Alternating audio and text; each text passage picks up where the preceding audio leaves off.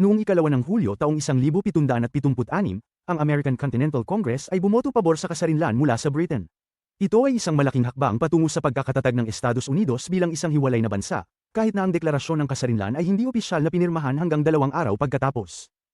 Sa gitna ng ikalawang digmaang pandaigdig, noong ika-2 ng Hulyo taong 1940, ang SS Arandor Star, isang Britanikong barkong pasahero, ay binomba ng isang German U-boat.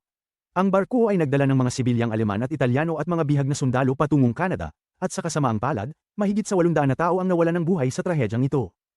Noong ika-2 ng Hulyo taong 1964, ang Pangulo ng US na si Lyndon B. Johnson ay pumirma sa Civil Rights Act upang maging isang batas. Ito ay isang mahalagang batas na nagbabawal sa diskriminasyon batay sa lahi, kulay, relihiyon, kasarian, o pambansang pinagmulan, na naging makabuluhang hakbang pasulong sa labanan para sa pantay na karapatan sa Amerika.